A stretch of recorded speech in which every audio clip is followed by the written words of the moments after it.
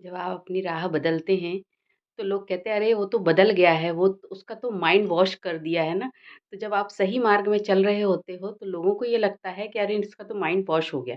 तो mind wash शब्द से ही समझ में आता है कि माइंड जिसमें हम दुनिया भर का कचरा लिए घूम रहे हैं, हम सभी मनुष्य, है ना? तो उसको वॉश करना तो कितना ज़रूरी है ना, क्योंकि माइंड गेम जो हो रहे हैं एक-दूसरे के प्रति, जो माइंड गेम खेला जा रहा है और एक-दूसरे को तकलीफ़ पहुँचाई जा रही है, षड्यंत्र रचे जा रहे हैं, तो उसको वॉश करना ज़रूरी है ना। तो इसमें बुराई क्या है? माइंड वॉश तभी हो सकता है जब हम सही और गलत को समझ सकें और सही मार्ग में चलें। और संसार ने इस माइंड वॉश शब्द को क्या कर दिया है कि अरे उसका तो माइंड वॉश कर दिया गया, उसका तो माइंड वॉश, क्योंकि आप उसके हिसाब से नहीं चल रहे। वो जैसा आपको नचाना चाह रहे थे, जैसा आपको वो यूज़ करना चाह रहे थे, आप वो नहीं कर पाते, आपका विवेक जागृत हो जाता है, आप अपना ख़्याल रखना शुरू कर देते हो। तो यही संसार कहता है कि अरे उसका तो माइंड वॉश कर दिया है, उस जहाँ जाते तो माइंड वॉश करना तो अच्छी बात है, इसमें बुराई नहीं है।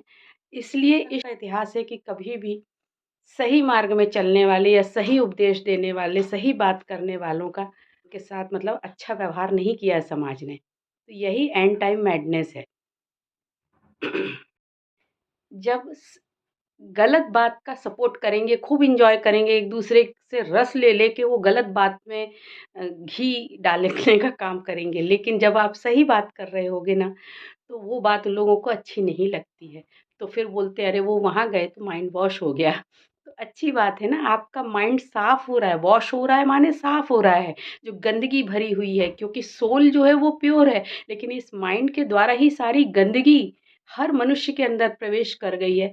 जो हैवानियत का खेल खेल रहे हैं, माइंड के द्वारा ही तो खेला जा रहा है ना। तो ये माइंड को ही न मन कर देना, जब हम सही अर्थ में परमात्मा की शरण में जाते हैं, तो माइंड वॉश होना तो अच्छी बात है ना।